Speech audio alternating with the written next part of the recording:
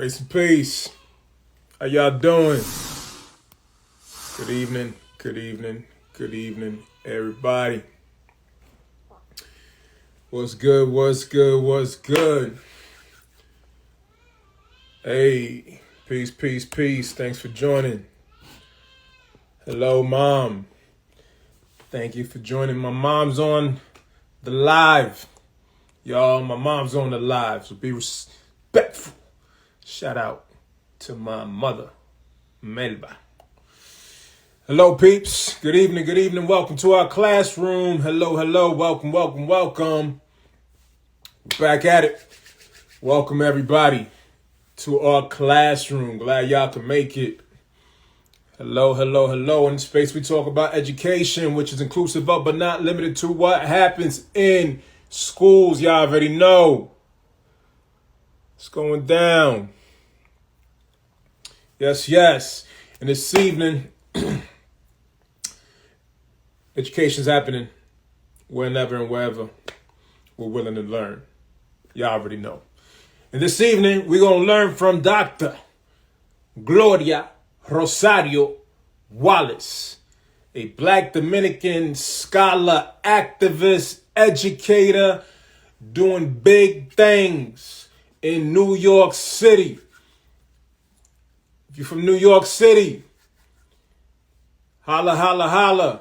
Wave or something or put something in the chat.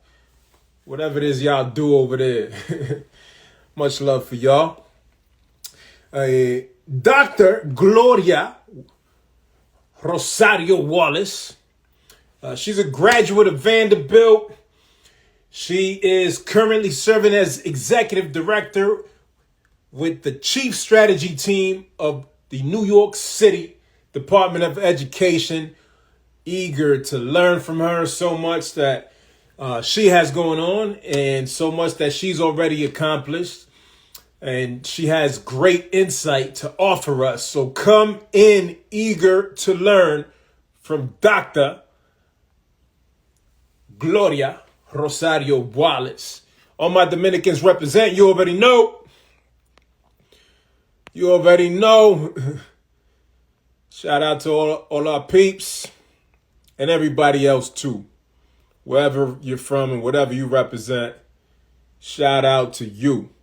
So I'm glad you all could join me this evening. We're going to get it cracking in a minute.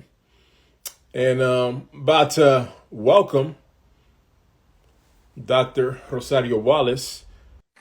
Hi, everybody. Good evening. I'm good. Welcome. How are you? How you doing? I'm well. How's the It's weather up probably north? not as nice as where you are, but it's not so bad. Today was good. I didn't have my North Face on. It was a good day. Okay. No That's a North win for me. Face. All right. Trending towards spring over That's there. a little bit too optimistic, I think. It's just not as wintry. Okay. It's like winter light. Okay. Well, I try to maintain a sense of optimism here. But we got to be real, right? And we're going to have a real conversation this evening. Thank you, everybody, for joining. Thank you, Dr. Rosario Wallace. Know that you have plenty going on in your world, so appreciate you taking the time to chop it up with us here this evening. So we are going to be talking about liberation pedagogy, y'all. If you read the post when I put it up, and you read the write-up, then you should know a little bit more than what I shared about Dr. Gloria Rosario Wallace's background, but you also should know what we are going to be talking about. And this evening, we're going to be talking about liberation pedagogy. And so I'm glad to have you on to share your understanding, share your expertise, to help us learn. And that's what the platform's all about, just giving the space for us to share insight and perspective and what's happening as it relates to education, whether it's in schools or in other spaces, but also to hear from dynamic people doing dynamic work. And so I was highly impressed with you when we were on a panel together for the AP New York. I'm chopping up the the name of the group. I'm sorry, y'all. Mm-hmm. But the panel was us, a collective of us talking about Mm-hmm. colorism, and particularly colorism within the Latino, Latina, Latina community. And so that's where Dr. Rosario Wallace and I first connected, and then I followed up. And so thankfully, she accepted my invite to join us in our classroom to talk about liberation pedagogy, which she has studied and has expertise in. And so let's go ahead and jump right in. And I think this is a good question because people hear about different types of pedagogy, and I know how things could get muddled a bit, and people might get confused about what's what. And so in this case, can you share with our audience what is liberation pedagogy and why should people learn about goodness. it? So this question already is like, we don't have enough time, right? So when we met, right, on that panel, and that was hosted by my colleague Marisol and AP for All, right, within the New York City Department of Education, I was surprised and not surprised that it was like predominantly a Dominican panel. And I was like, yeah, we got things to say, right? So I just want to establish some parameters that we're all experts, right? Just by being alive, taking our breath, our experiences, we're all experts. So I'm just sharing a little bit about, this huge topic just from my purview as someone. I've only been in the Department of Education, right? This is my 19th year, which feels a little crazy to say, but liberation pedagogy, I think now, we throw words out like liberation, and sometimes we don't really mean it in the truest sense, right? So when I started thinking about this and what's the best way to convey what this is, I actually drew a picture because I see it almost like a tree, right? And at the roots of this pedagogy is Freire. And I think a lot of folks, maybe we read Pedagogy of the Oppressed, maybe you read it in undergrad, maybe it was a long time ago. I always recommend for people like dust it off, read it again, and also to force yourself to racialize what you're reading, right? The first time I read it, I don't know, I think 19 or 20, I don't know. I was a baby. And I walked away like thinking I knew what it was. And I've revisited it a lot since then. But for some people, liberation pedagogy goes even deeper than that, right? It goes to your spiritual grounding. Like who decides that we are free, right? Like it comes to like the Enlightenment thinkers, like this is not a new concept, but there's a reason why we as Black, Brown, Indigenous people have been constantly fighting for liberation, and it has not been granted easily.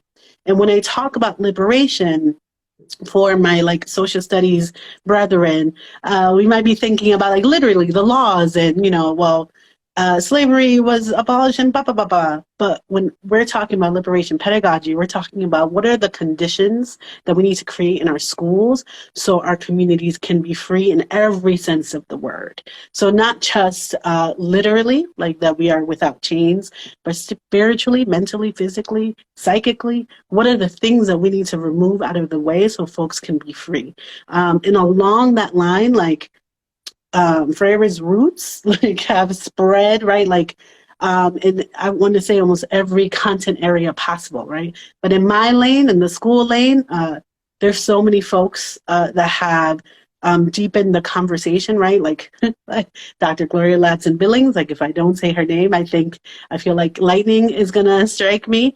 Dr. Geneva Gay, like there's like seminal work, things that we probably read in one context or another, but without the full picture of what this is. And then like contemporaries today, like Chris Edmond, Dr. Gholdy Muhammad, Dr. Eddie Fergus, who are really, really practically talking about if we want our Black and Brown children to succeed, like this is what a curriculum could look like. These are the 5 pursuits, right? Like Dr. Muhammad's 5 pursuits that can be applied to any content area, any grade band.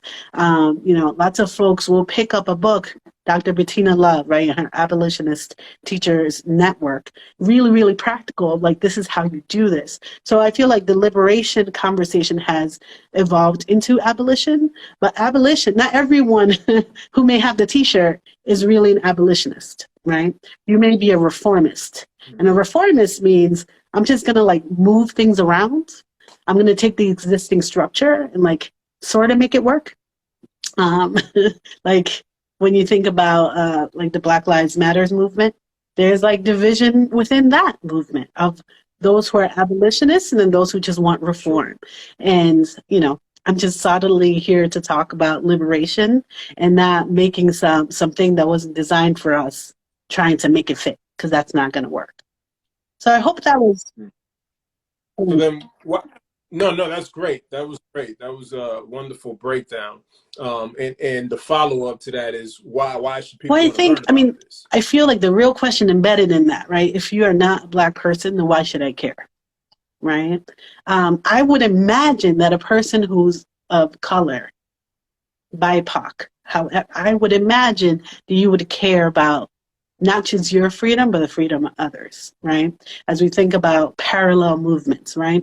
A lot of my career was spent in the alternative school district, and alternative schools didn't start in New York City in like the 2000s. This came out of the 60s and the 70s and the protest movements of Black power, red power, queer power. Like these movements happened together, right, along the same time, because for a reason, right? A lot of people were inspired by the Panthers, saw what they were doing, like, how can we make this work for our own struggle?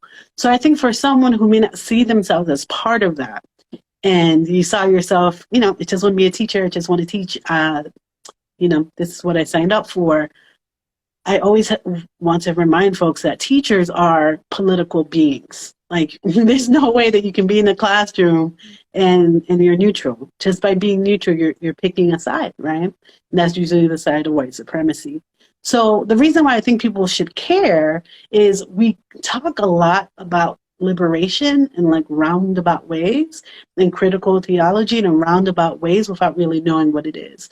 So I always want folks to go back to the original, like, not just the original words of the educators. Like, I think someone like James Baldwin is equally as important in this movement, in this conversation, right?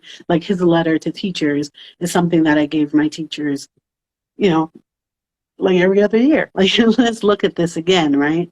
And what is he telling us that we should do? So I would imagine because of love of community, love of culture, love of self, you would want everyone to feel that same joy and love. And if you feel like you are a free person and you feel like this society allows you to be your true authentic self, I would imagine you would want that for everyone.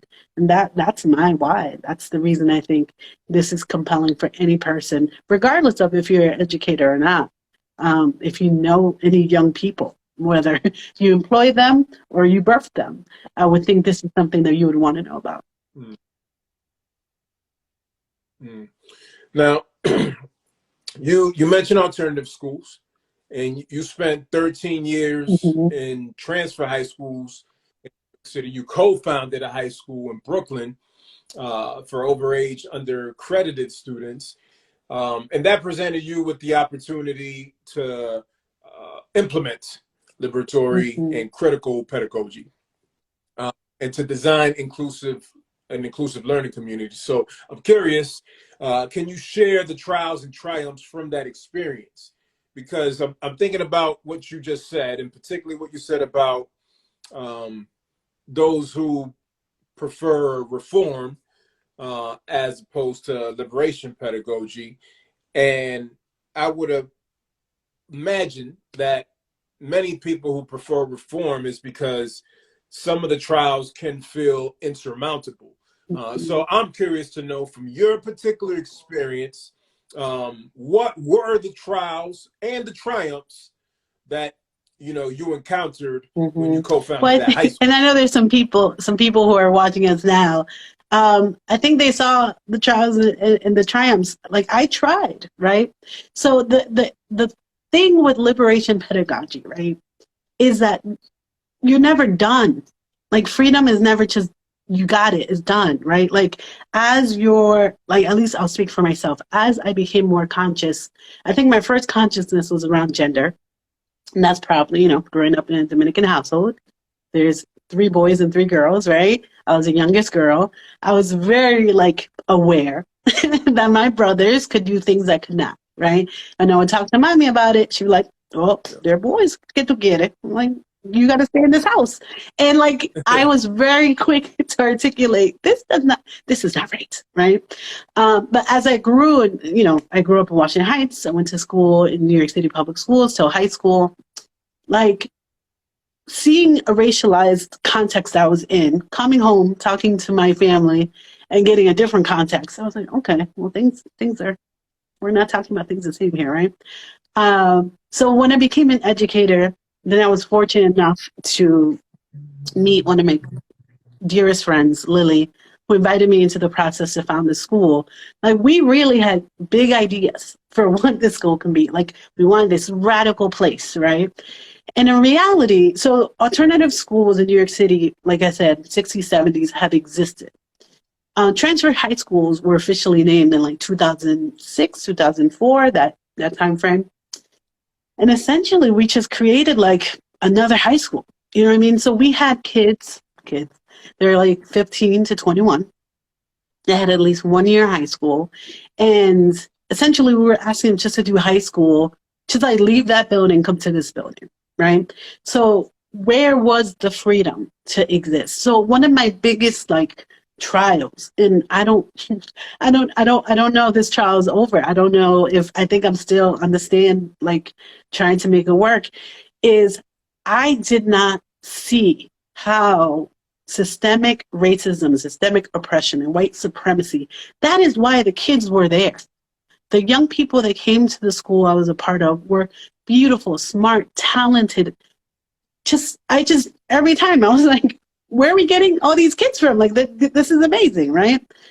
But why were they overaged and accredited? And that's the official New York City term. I think it's also a federally term, where you're like at least 2 years behind where you're supposed to. So you're like age-wise 17, but you only have credits of a freshman or a sophomore. You're overaged and accredited. And some states don't have any options for those young people. They just say, like, go to work or figure it out. So New York at least tried. New York City and state tries. But essentially, we're asking these young people who are not just court involved, right? Because there's youth testing and trying and figuring things out. But there's also like, I'm living in this community that's over-policed. I'm living in a community where we can't get the resources we need unless we go into this office, essentially fill out all these papers, get talked down to. If you're from an immigrant family, there's language barrier. There's like, oh my goodness, the hurdles you have to jump for citizenship in this country, right? If you are from a certain country, if you speak a certain language, if your skin is a certain color, is way harder, right? You don't just touch the soil and I'm an American citizen. So as we took in all these students, we're like, we'll give them love, we'll give them the best education we can, but we failed to talk about the systemic barriers that they were facing, right? Until much, much later. And I would like to think I did an adequate job as a principal doing that. But I think I could have done it much better. But the thing that I think a triumph for me felt like, and this still feels true, is I would see my adults in the same light as my young people. So if my young people need to learn this, like, what is it that we need to know to show up for them? And I've been in a lot of different schools now that I work in the central office. And schools run differently. Like, you cross the street and you're in a whole other world. And I want to imagine that the community, the love, the acceptance for you be who you are. Obviously, we have norms and guidelines we want you to follow, but we want you to be you, And the more I grew into myself as a leader, I realized dress code, that's stupid. Like, why am I wasting time talking about dress code? Like, why am I policing kids' bodies? I don't need to do that. And always, oh, when you go to work, oh, when you go to this. I'm like, yo, you're at work right now. What you wearing? I'm not policing you, right? Like, and UFT guidelines, I can't tell a teacher what to wear or what not to wear, right? So it's just like these rules are, it's like a game. And we're making the kids play this game that they're gonna lose. So I think that will always feel the triumph to me is a relationship I had with my staff and the conversations that we had, especially in my last years as a principal, where we really named race, we really named gender. We talked about like how have we been complicit in these systems that have harmed our kids, and those aren't easy conversations to have. And I know people were not comfortable doing it, but they tried, right? They engaged because they saw like how it will connect them more to the students. So I think whether, when I'm like a viejita in my rocking chair, on my wherever I'm at, hopefully somewhere warm, I would think back to that and say, okay, I did that one thing right. There's a lot of stuff I didn't do so well. But looking at my staff as an extension of the learning, that you don't expect adults to show up like fully formed and ready to do all the stuff, that's like really unfair. That's good. That's good. So part of much of your current work as executive director with strategy team of New York City Department of Education focuses on strategy. And so for individuals who are interested in kickstarting their journey of liberation pedagogy, what are 3 things that you would encourage them to do now? I'm going to look at my watch, make sure, how much time? Okay. So the thing that I think always frustrates people is that I'm not going to give you a book list because I'm sure you already read it. I'm sure like there's tons of podcasts and books and articles and like organizations like yours that people should be in touch with and follow. But if you don't do your self-work, like it doesn't matter. You know what I'm saying? Like I could be surrounded by brilliance, but it's not going to penetrate. So when I say self-work, one of the key learning experiences that I had, right? And when you talk about learning happens wherever, I think this was in a hotel conference room in like Philly. I went to the Courageous Conversations About Race National Summit. And one of the questions was, how have you failed Black boys? And like that to me, it came left, it came right. I was like, well, what? Because, I was taking notes. I was like chatting with people and they turned on the lights. And then it was like a boom bap moment because, right, as an educator, I can think about it like as a leader, as a teacher, I can even name the young men and trans mask folks. I can see them. I know I failed them, right? I know I did. I wasn't ready. I wasn't ready for them at the time I came into their lives, and that's my fault, not theirs. But when I started thinking about my own relationships with the Black men in my life, my brothers, my nephews, my father, that's when like the Charlie Brown tears come, because how am I showing up for the men in my life in real time, not on the clock? So, and that wasn't like resolved, right? It wasn't like 30 minutes later, boom, okay, I got it, I'm ready. Like that question has stayed with me. It's been 3 years since that question, I think. And I still think about it. And I think about it on my team, right? How am I showing up for the Black men on my team, or how am I not, right? So I think doing that self-work first, and then you can like jump into the conferences and the books, but you have to see like, where have I been complicit? And that's the hard stuff. And you might need like real talk with somebody who knows you, because you may not be aware of it, but people have been observing you and they can give you that feedback. The other piece that I learned from my my dear coworker Drew is, after 2020, I got so many emails and calls and like, can we talk about this? And can you come to my office or, virtually? Everyone felt like a sense of urgency of like, now we have to have a statement or something, right? And it's like, but for what? Right. So if you don't have a clear purpose, right, and goal for whatever it is you're doing, like, don't do it. Like when I think back to like what I made my poor staff experience, like sit and like have hard conversations, in my mind, I saw how that would translate into better practice in the classroom. I knew that would translate into better relationships with our students. I saw it, I could speak to it. But if you're making folks do really uncomfortable things just because you think you're supposed to, or because, oh, I saw, Chris Emdin speak and I was so inspired and he talked about this, so I'm going to talk about it. You're not Chris Emdin. Like, no one asked you to do this. No one hired you. No one like put out a flyer with your face on it.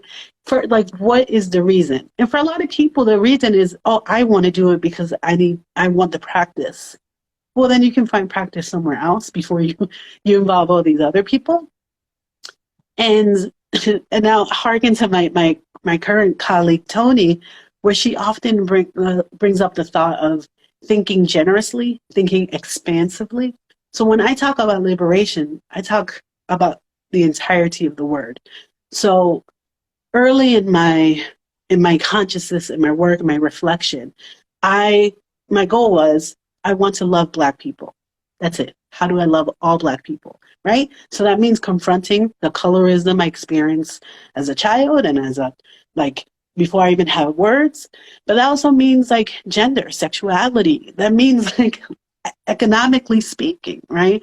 So as I've engaged in this learning, this work, I've moved on the spectrum to a much more liberal, open place, right? And I don't think people anticipate that, but you can't half-step it.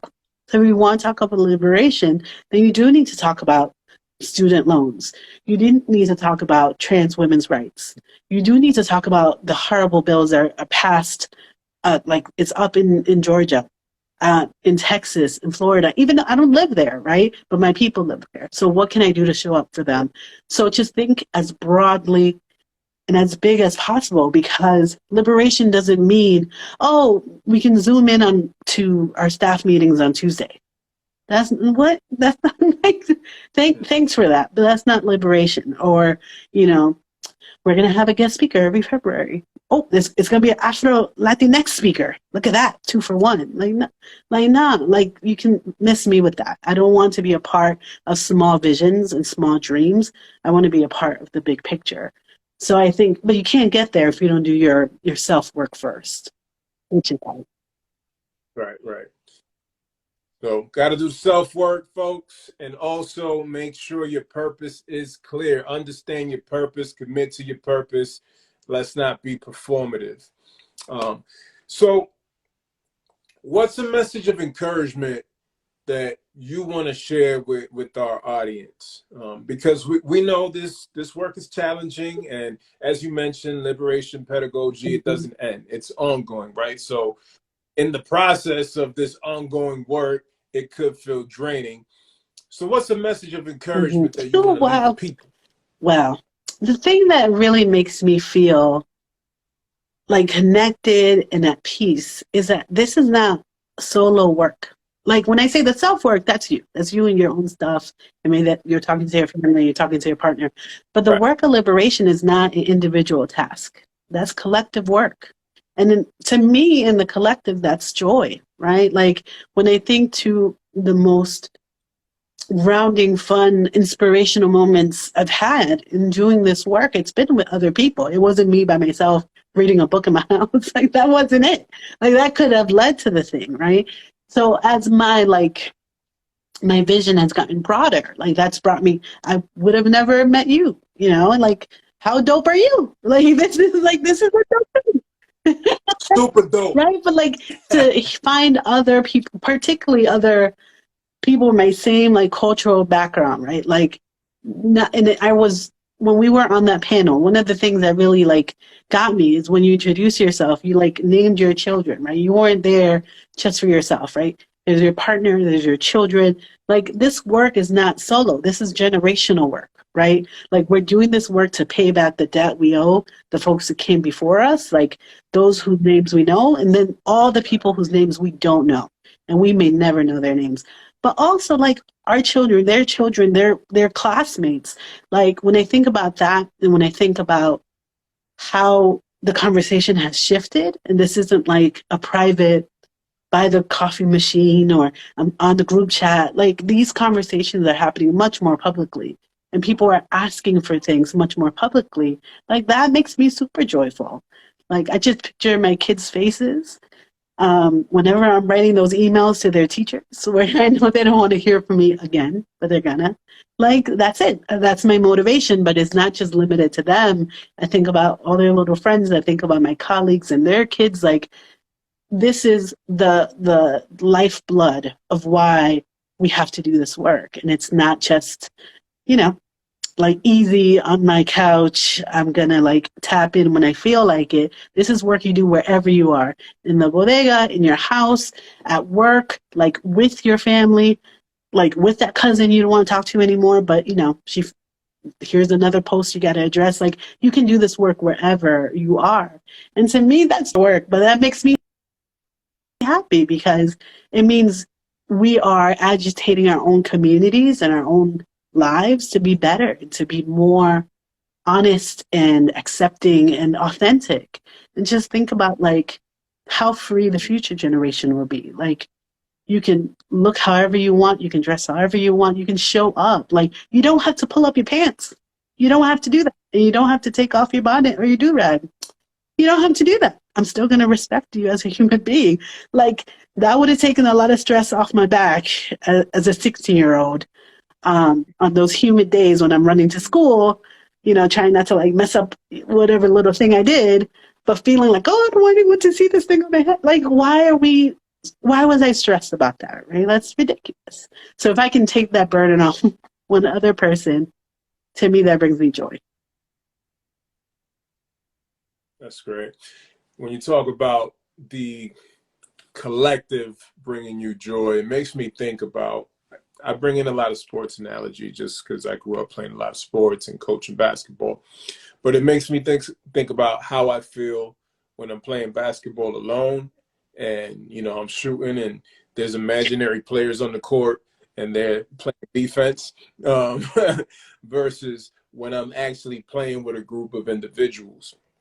Whether I know them or not, just playing with a group of individuals, it makes the game more fun and it helps me experience more joy. And so I love what you're saying about how the collective brings you joy, because there is encouragement in that.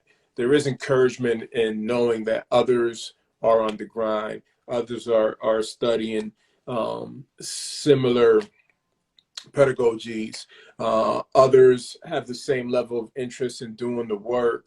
And yeah, people may be all over the spectrum, but people are working towards some common goals.